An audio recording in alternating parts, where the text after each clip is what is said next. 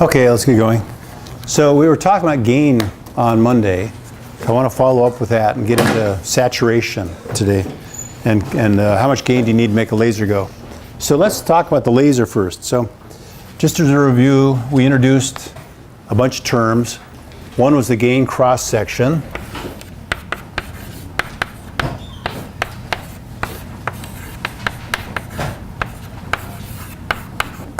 So it's the A coefficient connecting the two level to one level.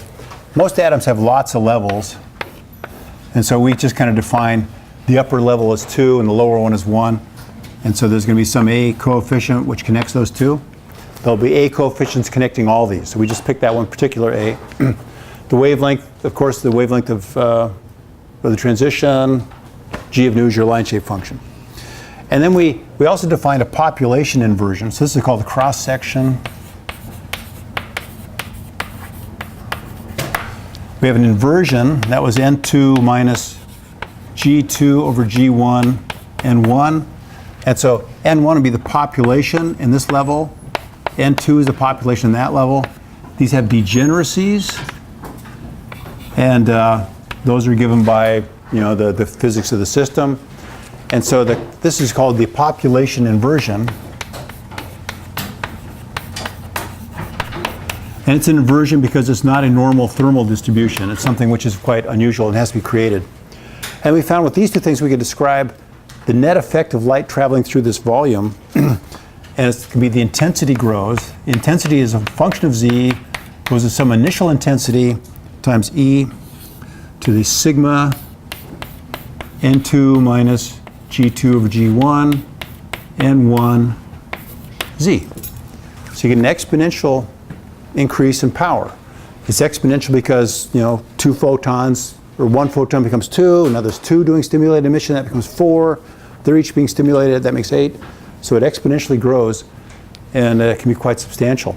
So we actually have gain, and this is the gain term. So you can shoot light into the system, and more light comes out. And it's stimulated emission, so the light is unique in terms of it's identical in wavelength, identical in direction, identical in phase, and polarization. So it's a very nice clone here. Typical values of gain, you can get anywhere from 1% to hundreds of percent. Now let's just say 100%. It depends on the system and how much you pump it and that kind of stuff. 1% means the gain is 1.01. 100% means the gain is 2. So this is not unusual numbers. Typical lasers are made, they're operating typically with a gain on the order of 10 to 20% per round trip. So these are not strange things, or this is not extreme in any sense. This is quite easy to achieve in various ways. Now let's say I've got a cavity, I got a laser. The thing I can control in the laser, I'll get my mirrors and I'll put my gain medium in, and Mother Nature pretty much describes what the gain cross-section is. I don't have any control on the A or wavelength index, line shape. That's all pretty much defined by the system. So I get some crystal, I put some dopant in it, and it's got these parameters. So that's what we're given. The thing I control is N. How much energy am I going to put into pumping? Pumping is when you take atoms from the ground state and put them up here into this. And we'll talk about how pumping occurs. There's several, we can do electrically or optically, lots of ways to pump. So I have control over how many upper level states I can create. That's my pumping. And so you might say, well, how many do I need to make then to make this thing laze? So I've got this mirror. Let's give it a reflectivity R1, and this one a reflectivity R2. I'm going to give these windows a transmission. I've got light that's going through. It hits a gain medium, and maybe not all the light gets in. There's a little bit of loss there. But I've got this gain medium of length L, and it's got a cross section, and it's got an inversion. And I'd like to figure out how big an inversion do I need. So let's just start here, and let's take some light and run it through a round trip in the cavity and bring it back. And to be oscillating, what I require is that the intensity stays steady. So per round trip, there's losses and there's gain, all that kind of stuff, but I reach a steady state. So I want to come back to the same power. So I start with some intensity here, call it I1. I run it through the rod, which has gain. So that's going to become the transmission times e to the sigma, let me just say delta n L. So maybe 99% of the light gets through because of my reflection or my transmission there. And then this is my amplification, e to the sigma delta n L. So it's boosted up by that. Then it travels to here and hits that mirror. So now the amount of light is the reflectivity. Well, I leave that mirror there, so I go through it twice, and then e to the sigma delta n L. That gets me here. Now I come back, I go through the rod again, bounce off that mirror, come back home.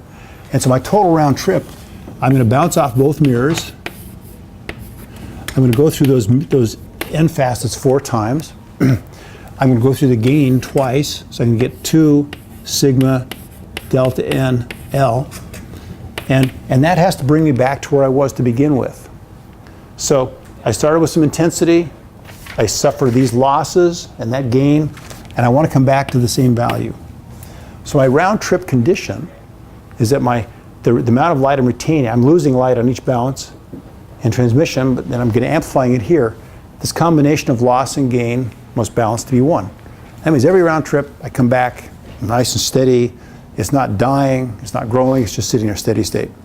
So this is what's called the threshold condition for the laser. So I'm going to solve that for n, and you find that the inversion you need then,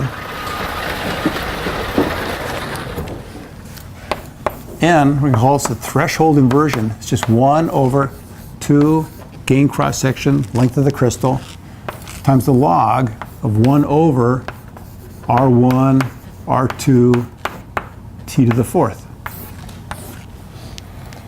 And so here's my gain cross section. I can make a crystal as long as I want. These are the reflectivities of the mirrors I chose. I try to make that transmission as close to 1 as I possibly can. I put all this together, and that tells me what the inversion is that I need. We call this the threshold inversion. If I have less than that, my gain is less than the loss, and the light will slowly decay. If I have more than that, the light will build up in intensity. So this is going to be the steady state population inside the laser. And so it gives me some, let's put some numbers to this. I looked up YAG, neodymium YAG. So neodymium YAG, kind of the grandfather of all solid state lasers. It's got a whole bunch of energy levels. And this is a laser transition from the 4F, 3 halves, to the 4I, 11 half state. Don't worry about this. This is just a bunch of notation. This is just angular momentum descriptions of what the overall state is. But it's a say transition from here to here. And this operates at 1.06 microns. And it's got a gain cross section, which depends a little bit on concentration, but it's typically like 3 times whatever. I guess 3 times 10 to the minus 19. Okay, and that's in centimeters.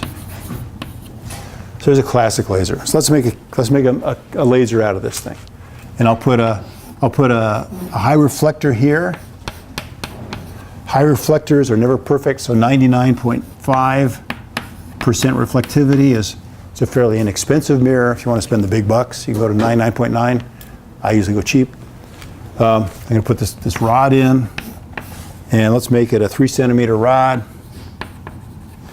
And we'll put anti-reflection coatings here, but again, those I'll go kind of cheap, so I'll put 99.5% transmission on both facets there. And then we'll use a 10% output coupler, so we have a 90% reflector, which means 10% of the light gets out. So that's where the laser beam comes out at the end. So what's my threshold for this? How much do I have to pump it? So I know everything. I know sigma, I know L, I know R1, R2, T. You can plug all these things in here and grind it through. And what I got for this was that the threshold inversion would be, I got 6.7 times 10 to the 16 per cubic centimeter. So that's the inversion I have to achieve. Now that's per cubic centimeter, and as you know, the modes are not that big. I put a mode in here, and it might be half a millimeter in diameter. And so the actual number I need, the total N, the total N is just going to be my threshold density times the volume. And the volume is probably less than a cubic centimeter. So it's going to be a smaller number than that, which I actually need. But we'll get into that later. But that gives you a ballpark. So that's the kind of numbers we're dealing with. I'm going to create an inversion on the order of 10 to the 16th. And that'll make it work. How does that compare to the total number of atoms? So typically a YAG rod, you'll dope it with neodymium, something on the order of 10 to the 20th. So the ground state will have 10 to the 20 atoms sitting here in the ground state. And when I'm pumping, I'm going to pull up 10 to the 17th of them up here. Is that a significant loss to the ground state?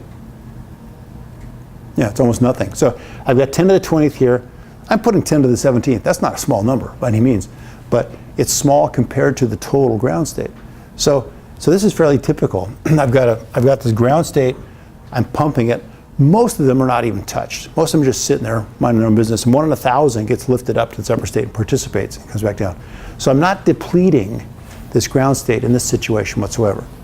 There are lasers where we will deplete. That's not one. Yeah? With a multiple level laser, which energy level would the inversion be on? So when I say like you want this state, like which actual level would that be? So you're the designer, so you choose it. So if I'm making a YAG laser, I'm going to find a way to pump up to this state, and I'm going to put the reflectivity of my mirrors to match that transmission. So this has different energy. This has energy. There's one that's even longer energy, one shorter. So like this transition's 1.3 microns, 106.9 microns. And so by choosing my mirrors, which have a reflectivity, I can make this reflective at 106, and that's where I'll have 90% reflectivity at 106. It probably has 2% reflectivity at 1.3 microns, and so I just never reach threshold. So this will start to laze, but the other mirrors are so lossy that there's just never enough. I never reach the threshold for them to operate. So it depends on the system, but some systems are very simple. They have 2 basic states or 4 states. You pump, you always end up in the upper level. Some I want to very carefully choose my pumping so that I get up in that state and not in this state. So I can change my pump wavelength in this case, or pump mechanisms. Helium neon, it's a classic example. There it's actually a neon laser. So if you look at the neon transitions, you have all these transitions here, lots of them out here. And you put neon in a sign in a bar, it glows. You get light out of it. That's great. You're exciting all these states. So how do I make it laze? So I really want to get all the power up into this line right there, so it'll drop down there. This is the 2, I can't remember the 3S2. I don't know. I think it's the 3S2 level. I want to get it up there, and then it drops down to the 2P4 level, or something like that. I've forgotten. How do I do it? Well, it turns out helium has a state right here and one up here, and so I put 10 times as much helium in the discharge. The electrons are more likely to excite the helium, so the helium gets lifted up, and then it bumps into this guy and transmits the energy right to there. And so no, my neons are very selectively excited, and so that's kind of a clever way to, to put the energy where you want it, either by doing some sort of transfer mechanism or by pumping with a certain wavelength or whatever. So it's a good question because in this I could get an inversion on any one of them, or potentially. And what's usually going to happen when you get a lot of states is the energy distributes all over the place, so it's very inefficient. So I'd like to focus my pumping in one level. So we'll talk about pumping, and there's lots of techniques there. But the bottom line is you get a sense for the numbers. These are typically, 10 to the minus 16 is a big cross section, 10 to the minus 22 is a small section, but this is not unusual. Inversions on the order of 10 to the 15 to 10 to the 19 are typical. So these are kind of big numbers, which you probably see a lot of and get used to. Okay, so this is the threshold inversion. This is a formula you're going to get to know and love. What's the minimum gain you need? This is the one you need. Now let's talk about what happens when you put it in a cavity. So remember we talked about homogeneous and inhomogeneous? So let's look at a homogeneous example. So let's take a system and let's say I've got a gain medium. This is frequency now. And it's got a line shape which kind of looks like this. And I start pumping it, and I get gain, and the gain is going to follow the line shape. The gain follows G of nu. There is a G of nu in this cross section. So whatever my line shape is, my gain is proportional to my line shape. And I'm going to put it in a cavity. I want to make it laze. Now the first thing I notice, my cavity has C over 2L resonances. So it doesn't laze just anywhere. But I've got this cavity, two mirrors. They're separated by a distance D. So there's an FSR, C over 2D.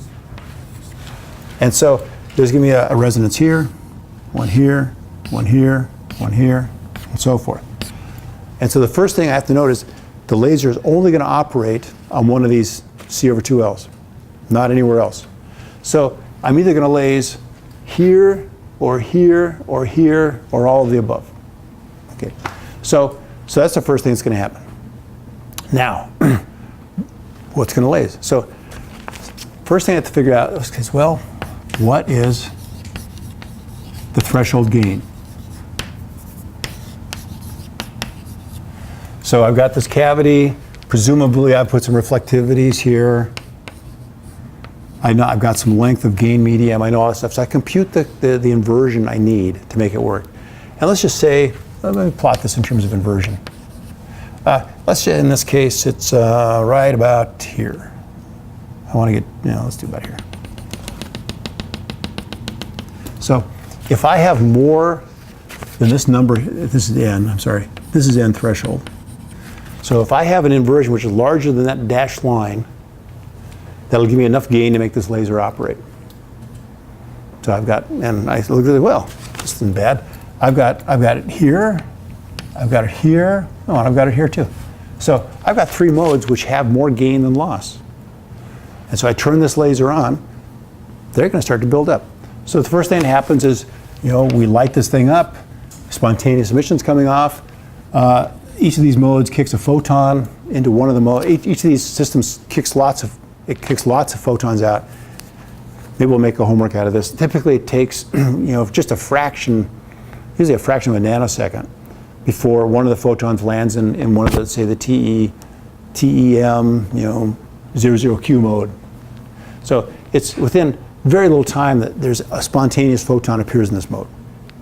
Yeah?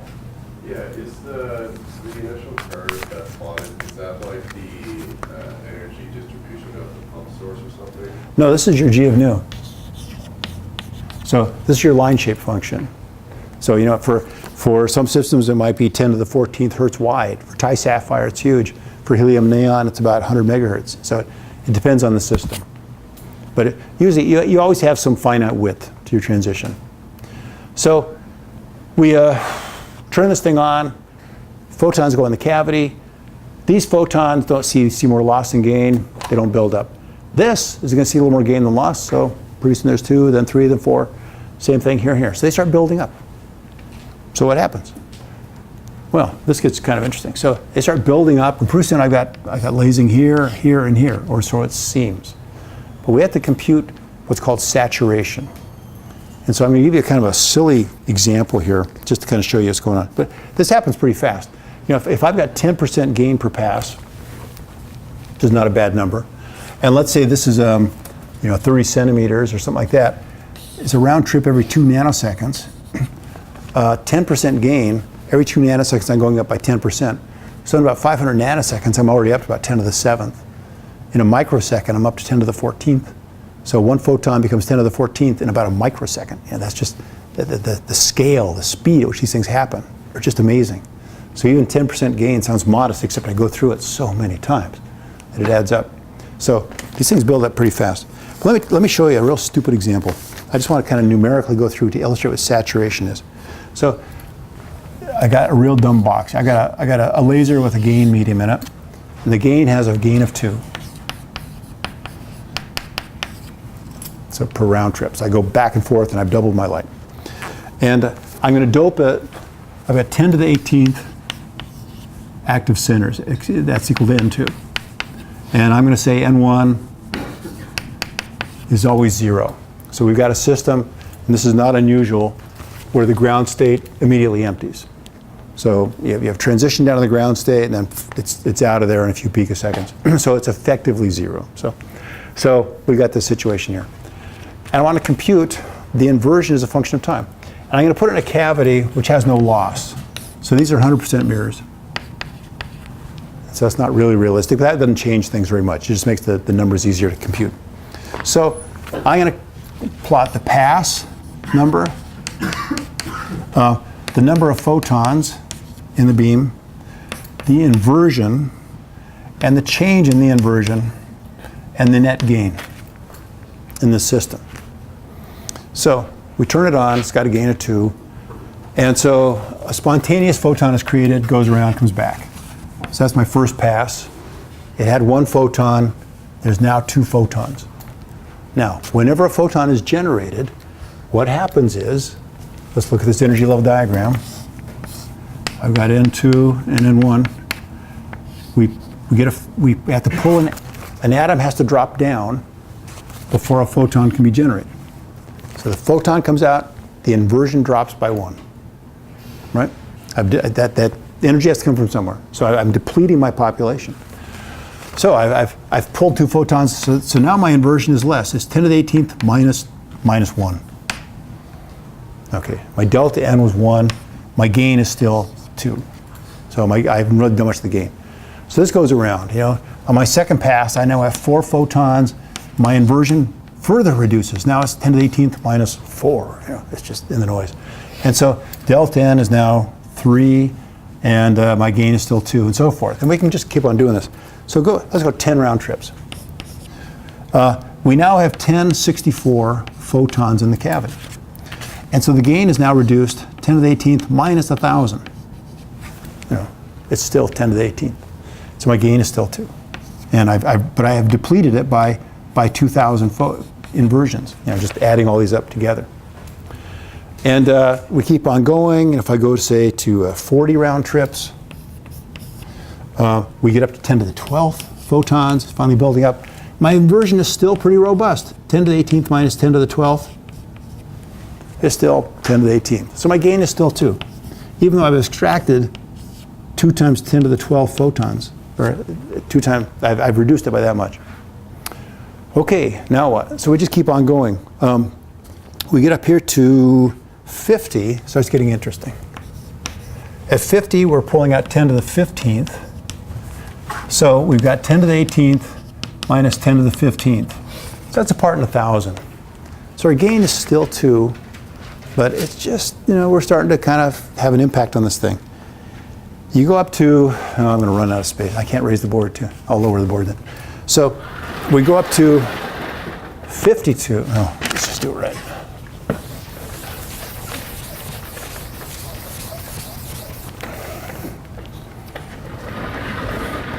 Let's go to 53. Past 53, the inversion, the number of photons, I'm sorry, is now 10 to the 16th. So my inversion is 10 to the 18th minus 10 to the 16th. So I'm seeing a 1% decrease in my inversion finally on the 53rd pass. And so my gain is still 2, but it's just slightly less than 2. I've just depleted. Okay, the 56th pass, I'm up to 10 to the 17th photons. Okay, now I had 10 to the 18th, I pulled 10 to the 17th off, so I'm down to 90% of my original inversion. Now my gain starts to feel it. Now the gain is down. Now the gain is down to 1.86. And why is that? It's because I have depleted the upper state. I just pulled those photons out. I pulled that inversion down, so the upper state is depleted and going down. And then go to 57. This happens pretty fast here. Now you're at 2 times 10 to the 17. So this drops down to roughly 0.8 times 10 to the 18 times 10 to the 17. And now the gain drops to, I got 1.74. And if we keep on going up to 59 here, we've got basically some ridiculous number. So what I did, I took this gain, the amplification reduces. Now I'm only getting 5.2 times 10 to the 17th out of this thing. And so you're down now to about 4 times 10 to the 17th in terms of an inversion. Your gain is down to about 1.06 or something like that, or 1 point, whatever. The gain starts dropping. And you can see 1 or 2 more passes and I completely swamped this thing. There's more photons than there is gain, and so there's nothing left to go. So the gain stops. And so what's happening so long as the gain in the inversion stays where it is, my gain stays high. But as I start pulling more and more atoms from the upper state, the gain starts to drop. And the more I pull out, the more the gain drops. And so this is called saturation. It's a very critical aspect of how to make a laser stable. Because let's go back and look at this situation I had a minute ago. Sorry. We've got this situation here. We got gain. We got 3 modes. They're seeing a lot of gain per round trip, so they're building up. So in a microsecond, you got 10 to the 12 photons in there. So what's happening? Well, they very rapidly are starting to saturate the gain. And so every time I get another photon in the cavity, I reduce my emission. So what happens is this envelope, and it's homogeneous, so the whole envelope starts to drop. You know, as I burn up, it doesn't matter if I remove them from here or here, it doesn't matter where I remove these photons, the overall concentration goes down and my gain starts to reduce. And it keeps on going down, and eventually it's going to get like this. And notice that now this mode is no longer above threshold. This one isn't, and only this one is. And so it's going to keep on going until the gain at that point is unity. You come down like that. So I started with this kind of gain profile. I turn the laser, it saturates down to this value. And let me redraw this. So I could have at the end of the day, let's say if here's my saturated gain. The mode, the only mode above threshold might be here. So I'm lasing here. My next mode is over here, and one's over here. Notice I actually have a point where there's more gain than loss in the cavity, but it doesn't coincide with one of the modes. So I'm going to go to the mode which is nearest the peak of the gain curve, and that's the one that's going to take off and lase.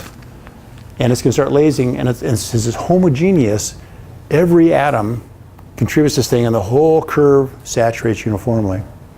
And so in theory, I'll have one mode lasing, and only one mode. And what's the inversion in the cavity? When it's lasing, the gain, whatever I started with, I put in some huge number of atoms to begin with. When I'm finally lasing, that corresponds to end threshold. It's going to take the inversion down to the point where the gain just equals the loss. So it saturates the gain down to end threshold. So this is not just a number which says how much do I need to get it started. This is the number this is what actually is in the cavity when you're lasing. I put a whole bunch of atoms in this thing, get them all excited. As soon as I turn the laser on, it saturates down to end threshold, because at that point, it's round trip stable. Every one round trip, the gain doesn't grow, it doesn't decrease, it's steady state. So that's what's happening, and it's all because of the saturation effect. If I put in more atoms to begin with, I'll just have to have more intensity to burn it down. So the more I try to pump this thing, the more intensity I get out, but it always saturates down to end threshold. If I'm barely pumping it, I don't need much intensity to saturate, so I get a weak laser. Yeah? Do we assume that after simulated emission, the electrons hop back up to the LC level? Only for pumping. Only pumping. So in this case, I just assumed we just filled it with population and it saturated down quickly and didn't restore. There's some point where I will try to restore this. You know, I'll be pumping and trying to keep it up. So we'll write a rate equation for the whole thing. So there's going to be a dN2 dt equals, you know, you got relaxation, you got pumping, you got stimulated emission. So it all goes together at some point. But what I'm trying to illustrate is there's, you know, in that model, I assumed once it's stimulated emission, it goes down to the ground, and this has all happened so fast it hasn't had time to recirculate. So just one and done. Yeah. Okay? So this is a critical part, saturation. Now let's see if we can quantify this a bit. I guess I want to look at the rate equations. So this is for homogeneous, again. Inhomogeneous, we'll talk about that later. Inhomogeneous is a different story. If I've got inhomogeneous gain, and I've got my threshold here, and I got these modes coming along like this, what's going to happen here is I'm going to burn the population down to zero, right down to there. I'm going to burn that population down. I'm going to burn that population down. So the threshold where these modes are will be at end threshold. Or the inversion will be at end threshold. But there'll be a lot of stuff I'm not touching because it's not interacting. You know, it's Doppler shifted away or Stark shifted away or something, so it's just not resonant with anything. So inhomogeneous, you just locally burn the population. It's because inhomogeneous, these atoms do not see that light. So that's why they're not affected. Homogeneous, every atom responds to light in the same way. So I don't care if I'm saturating here or here or here, the whole population comes down. It's homogeneous. So again, this inhomogeneous and homogeneous stuff is plays a role here. All right, let's look at some numbers now, some equations.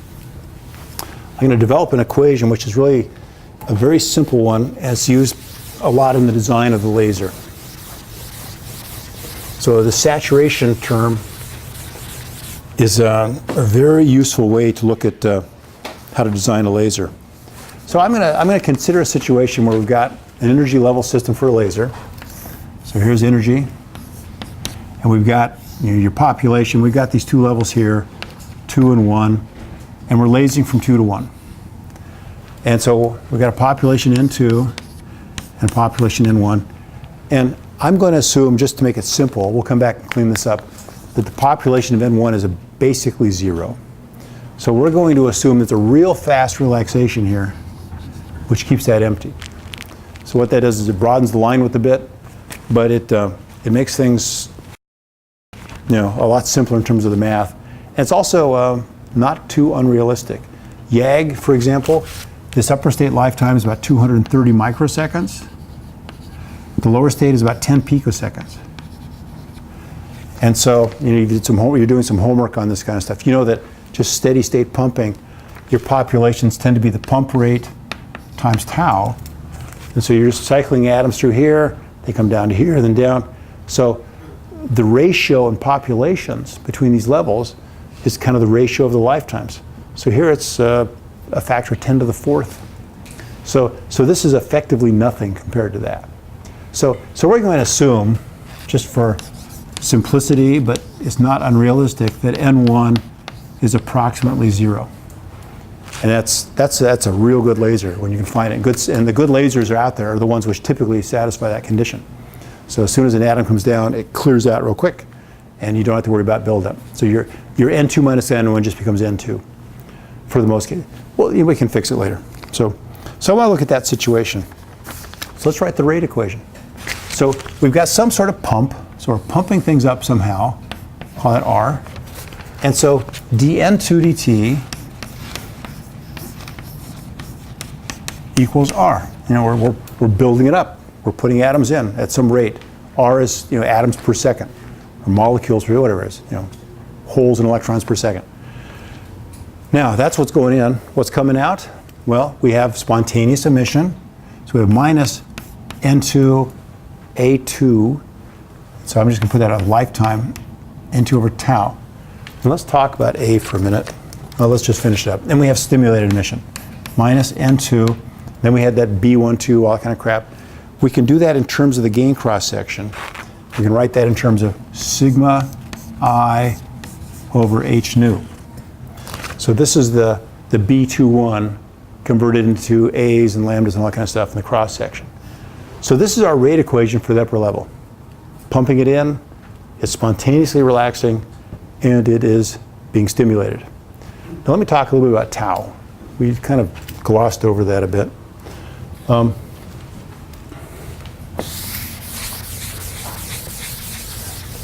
what R? R is the pump rate. Pump rate. So that's the rate where, oops, oh, I just erased it. Anyway, so we've got this energy level system here. We're pumping in from the ground state at some rate, R, which is per second, atoms per second. And we haven't discrete. Typically what you do, for YAG, you optically pump. So you shine light in, and every photon that's absorbed kicks an atom up. In a discharge, you've got electrons. The electrons are colliding and they're causing the pumping. So there's lots of ways to pump, but we'll worry about the mechanism later. Let's talk about tau. A good example might be the helium neon laser. It's got an upper state, and its happy stage is this 3s2 state. And then it's got a bunch of 2p4s. No, it's got a bunch of 3p states, and then it's got some 2s's and some 2p states, and there's 10 of them here. So there's 10 levels here. And there's 10 levels here. This is the 2p's, and then the 1s, and so forth. Okay, lots of transitions. And so we put an electron up in the 3s2 state by this transfer. This electron can relax to here, or to here, or to here, or to here. You get the idea. There's 20 places it can go down to. It tends not to do an S to S, it does S to P. So it's got 20 transitions. And so if you look at the helium neon, and you really try and figure out what's going on, you're going to find photons coming off at about 20 different wavelengths. And what you do is you look at that emission. You'll see a little bit of light here, a lot of light here, not so much there, and so forth. And you can correlate these energies to these transitions. And then depending on how much light's coming off, you count how many photons, you kind of get what's the rate per second that it's emitting into that. And so that will give you the A coefficient for each one. So this is the A from 3s2 to 2p6 and so forth. And you can figure out what each individual A is. So you're going to find a whole bunch of A coefficients. But what's the lifetime? If I told you the other day, you go in the lab, you excite it, and you watch the decay, and that gives you the A coefficient. Well, that's only true if you got a real simple system which has two levels. You excite it, it decays, and it's done. But here, if I excite it here, and then I watch the energy decay, I'll watch all of these guys. I'll see 20 different lines, all light up and all decay at the same rate. And so is the A coefficient 1 over that time? No. Because what I've got here, I've got a total A coefficient. The total A is given by the sum of all the A sub i's. And I got 20 of them. And so it's like I got a bucket of water, and I start poking holes in it. And every hole depends on how big the A coefficient is. And what I'm observing when I watch the overall decay is I'm watching how fast is that bucket empty. What's the lifetime of the water in that bucket? Well, that's tau. This is the lifetime of the upper state. So I'll put some atoms in that upper state, and they stay there for time tau and then bleed out. I don't know where they went. They could go to any place. It's just they're out of here. So tau2 is just 1 over this A total. We call it A total. And in a case like helium neon, there's 20 different paths it could have taken. So I don't know the particular one. So in the cross section, my cross section, I'll have to figure out what this A from this one, it actually goes to 2p4. I need to figure out the cross section for that particular transition. That will have A21. That'll give me my cross section. But my lifetime is just the sum of all these A's inverted to that. Does that make sense? So the reason I'm going over this is because in this rate equation we have spontaneous emission depleting the state. And it's just a global tau2. I don't care where it emits. It doesn't have to spontaneously emit into level 1. I don't care where it goes. It's just gone. So I'm just trying to figure out how many atoms are up in the upper state. So I pump them in. They're just naturally falling out at some rate. They're leaving. I don't care where they go, they're just leaving. That's the total lifetime, not necessarily 1 over A. Sometimes it is though. I mean, that's what's confusing. You find some old laser books and they'll have, for A, they'll just say 1 over tau. And that's true in some situations, but not in others. So you have to be careful. So this is just the total lifetime. They have a stimulated emission like this. Okay, so there's our rate equation for the upper level. Does that make sense? So pumping in. This is spontaneous decay. This is stimulated. Nothing else is going to affect that population. Now let's look at steady state. Comes to differential equations. We love steady state, right? So steady state, we know that this equals 0. And so we can solve for N2. What's the steady state population when I'm pumping and I've got stimulated emission, all that kind of stuff. And so you solve for N2. I guess I'll do it over here. And so I take the rate equation, set to steady state, solve for N2. I get N2 in steady state is equal to the pump rate divided by 1 plus sigma tau over h nu times I. So let's say there's no intensity. I is the intracavity intensity. Now that's a stimulating field. Let's assume there's no stimulation whatsoever. So then, in that case, N2 just equals the pump rate times the time it stays up there. Now you saw that in your homework this week, right? Have you done your homework yet?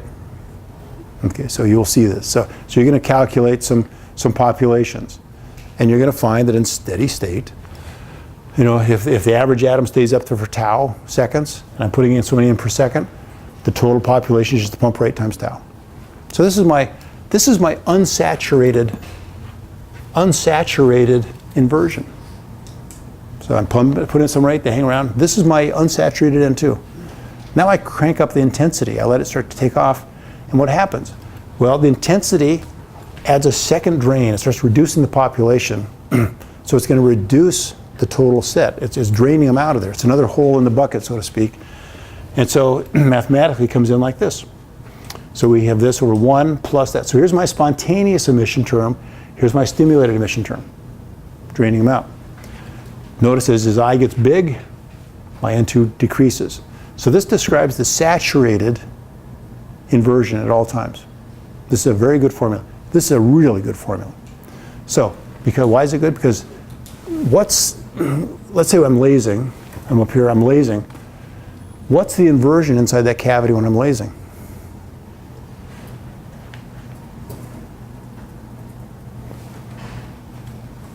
Is it that?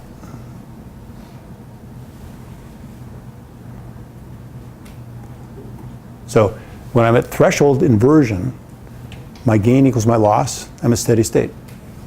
So I put an infinite number of atoms in this cavity, turn on the laser, the intensity starts to build up. It saturates infinity down to some level. It keeps saturating. Intensity keeps growing, keeps saturating, keeps growing, keeps saturating. Eventually this reaches a steady state. When does it reach a steady state? It reaches a steady state when the gain per pass equals the loss per pass, which is what happens when I'm at the threshold inversion. So what's going to happen is when I turn my laser on, this condition, when I reach steady state, it says N2 of I is going to go to N threshold. So I don't care how hard I pump it, I know when I'm finally stabilized, my inversion is going to be like this. Well, you know, I can do, now what can I do that? I can replace N2 with this number N threshold, which depends entirely on my mirrors and that kind of crap. So I just put N threshold here, and I can solve for I. And I can figure out what kind of intensity I expect out of my laser. This is a really good formula. I mean, I hope you start to play with this, because you can exploit this for all sorts of stuff. You know, how much gain do I need? What's my threshold? What's the intensity in the cavity? How hard do I have to pump it? You know, this little rule here, this saturation thing, really is one of the cornerstones of your laser design, because it really relates your pumping to your output intensity. So you'll see that as you go along. All right, but that's a nice equation. Now we've ignored N1, and if you want to throw that in, the book has a lot of discussion on how you do that. But there's just, you can modify it in some ways. I'm not going to worry about that. So if you have a situation where you've got a laser which has a significant lower state lifetime, these get modified in slight ways. The formulas are there. But I think the insight is here, and that's where I want you to stay. And most lasers operate in this domain. And the key idea is here that, you know, one photon extracts one atom from the inversion. So there's a correlation between the number of atoms and the number of atoms, I mean the number of photons and the number of atoms. More there, less there, because they're reducing it. Okay, that's the philosophy. Now let's look at some numbers here.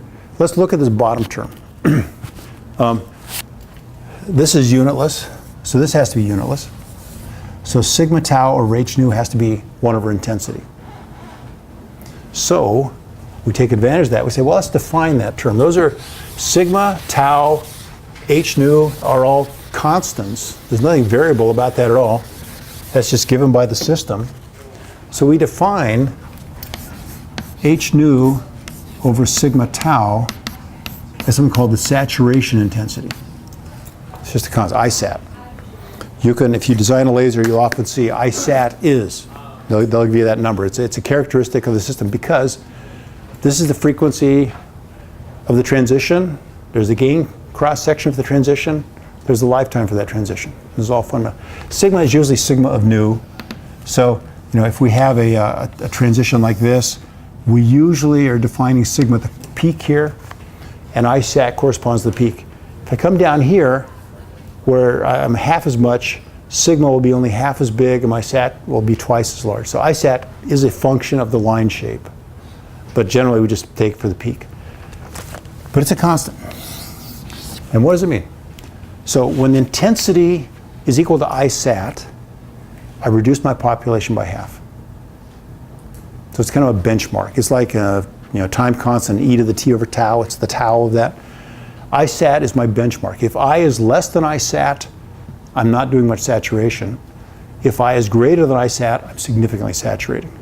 So it's kind of that transition between am I unsaturated or saturated. And this is where the gain has been saturated by a factor of 2 when I equals ISAT. Now, let's look at this physically. Intensity. Intensity is joules per second over area. Watts over area.